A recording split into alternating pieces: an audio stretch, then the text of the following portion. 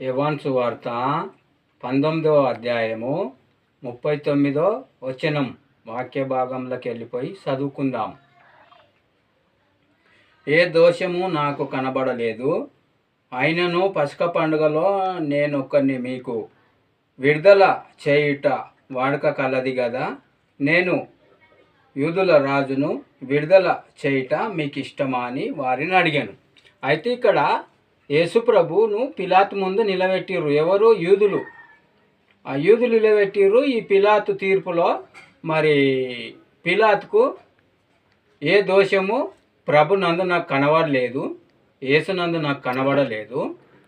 నేను పండుగకు ప్రతి సంవత్సరం ఒకరిని విడుదల చేస్తా కదా.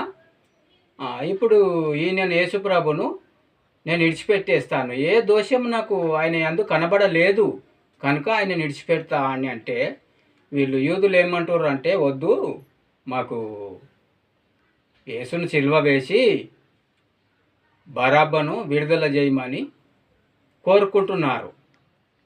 ఎవరి జీవితం అయితే బాగు చేద్దాము, ఎవరికైతే రక్షణ ఇస్తాము, ఎవరికైతే మారుమనసు ఇస్తామని యేసుక్రీస్తు వచ్చిండో, ఎవరికైతే మంచి జీవితాన్ని ఇద్దామని యేసుప్రభు వచ్చిండో, ఎవరికైతే పరలోకం ఇద్దామని యేసుప్రభు వచ్చిర్రో వాళ్ళే సిలువ వేయమంటున్నారు.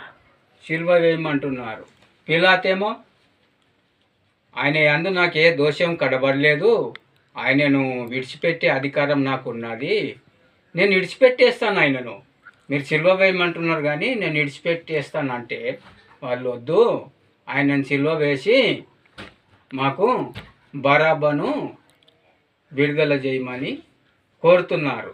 ఇదే యోహాను సువార్తలో 10వ అధ్యాయంలో 31వ వచనంలో ఒక్క మాట చదువుకొని మళ్ళీ ఇదే వాక్య భాగంలోనికి వెళ్ళిపోదాం.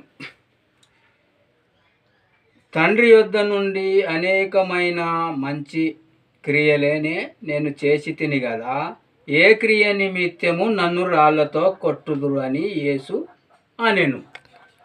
ఇక్కడ యేసుప్రభు ఏం చెప్తున్నాడంటే, పిలాతు దగ్గర ఉన్నటువంటి యేసుప్రభు,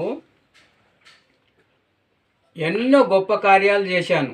గాలిలయ కానలో పెండ్లి విందులో నీళ్లను ద్రాక్షరసంగా మారిస్తిని, గాలిని గద్దిస్తిని, తుఫానును అణిసివేసితిని, చిన్న చేపలు రొట్టెలు 5,000 మందికి ఆహారంగా పెడితిని, కళ్ళు లేని వాళ్ళకు కళ్ళు ఇస్తిని, చెవిటోళ్ళకు చెవులు ఇస్తిని, మూగవారికి మాటలు ఇస్తిని, కాళ్ళు లేని వారికి కాళ్ళని ఇస్తిని, అనేక మొండి రోగాలతో పీడింపబడుతున్న వారందరినీ గుట్ట ముట్టి స్వస్థపరిస్థితిని, గుడ్డివారికి చూపునిస్తిని, ఎన్నో అద్భుతమైన మంచి సూచక్రియలే చేసిండు కదా.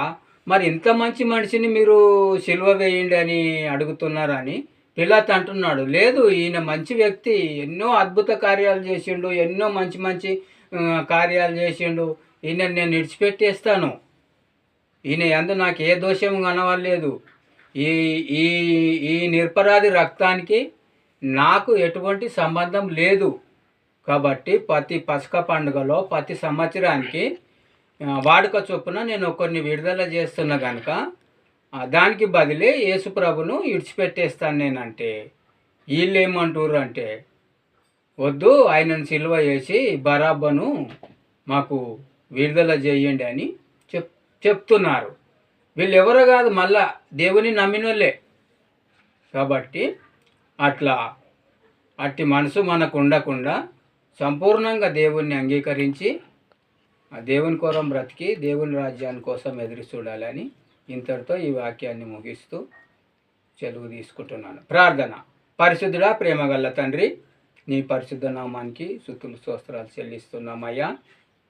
ప్రభువా, ఎవరి కోసమైతే నువ్వు రక్షణ ఇవ్వాలని వచ్చినవో, ఎవరి కోసమైతే ప్రాణత్యాగం చేయాలని వచ్చినవో వారే నిన్ను సిలువకు అప్పగించినట్లు ఆనాటి యూదులను చూస్తున్నాం. ప్రభువా, ఈనాడు మేము నిన్ను నమ్ముకున్నాము, అట్టి వారం కాకుండా నిన్ను సంతోషపరిచి నీ రక్షణ భాగ్యాన్ని పోగొట్టుకోకుండా ఈ లోకంలో జీవించి నిన్ను మహిమపరిచేవారిగా, నీ మహిమ ఘనతకు కీర్తి కలిగేటట్లుగా జీవించడానికి కృప అనుగ్రహించమని, రక్షణ లేని వారికి ఎందరికో ఇంకా రక్షణ అనుగ్రహించమని మన ప్రభువైన యేసుక్రీస్తు నామమున అడిగి వేడుకుంటున్నాము తండ్రి. ఆమేన్.